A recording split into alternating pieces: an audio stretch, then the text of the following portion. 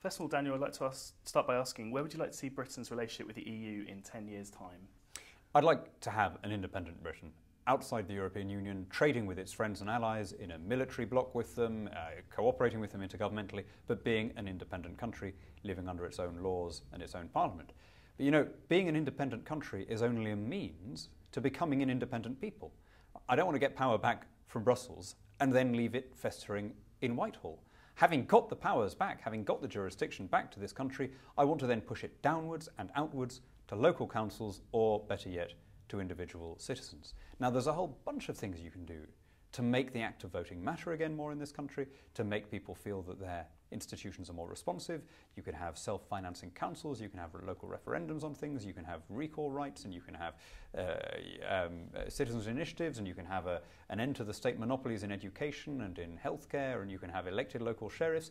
None of those things is possible as long as 84% of all our laws are being passed in Brussels, not just by people that we don't vote for, but by people that nobody votes for, by European commissioners who are deliberately invulnerable to public opinion. So yeah, let's get the power back from the EU, but let's not replace rule by unelected Eurocrats in Brussels with rule by unelected Quangocrats in Whitehall.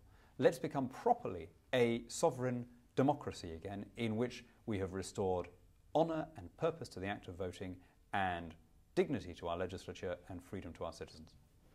And some people would argue that leaving the EU would have massive implications in terms of trade and leaving the common market. What would you say to them? Well, you know, we're always being told that half of our trade is with the EU, and yeah, I mean, it fluctuates a bit, but it's roughly 50%.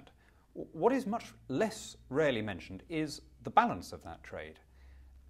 Since we joined the EU in 1973, we have been, over that period as a whole, in surplus with every continent in the world except Europe.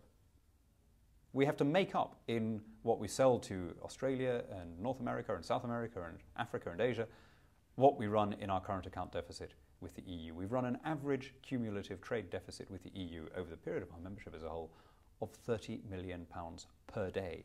Right?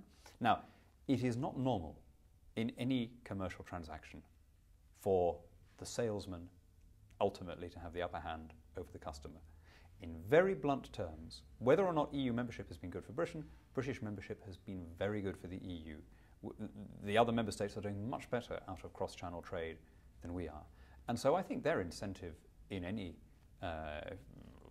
secession talks, if you like, in any renegotiation, would be the same as ours, which is to maximise cross-border trade and prosperity.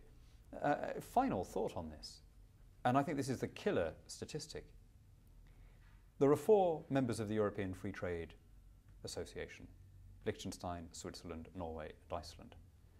Every single one of those countries sells more per capita to the EU than we do. Right? Switzerland sells more than twice as much per head to the EU from outside as the United Kingdom does from inside. And that is the knockdown answer to anyone who says that our exports to the EU are dependent on our participation in common political structures. Some people might also argue that Britain would be diminished as a world power if it were to leave the EU. What would you say to those critics? Look at much smaller countries than us. You know, Norway has a population of 4 million, and its diplomats are active in Southeast Asia, in the peace settlements there. They brought about the negotiation in Sri Lanka. They negotiated the Israel-Palestine Accords at Oslo. They are more powerful because they are independent than they would be as one part of the EU. Now, if that is true of 4 million Norwegians, how much truer is it of a country of 60 million people, a trading, maritime nation, a nation whose colonising and enterprising energies have touched every continent?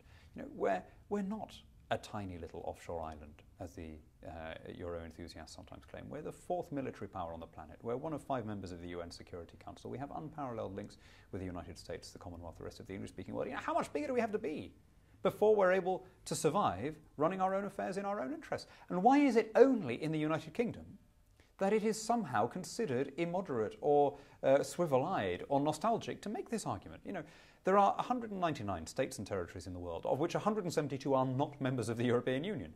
Right? And in all of those other ones, it's considered a normal, natural, healthy thing to rule yourself through your own democratic mechanisms and procedures. New Zealand is not planning to merge with Australia, as far as I'm aware. But they don't go around saying to the New Zealand politicians, oh, you Austro-skeptics, when are you going to join the modern world? When are you going to get over your hang? You know, Japan is not planning to amalgamate with China. But they're not attacked as Sino-skeptics who haven't, got over the fact that they've lost their empire.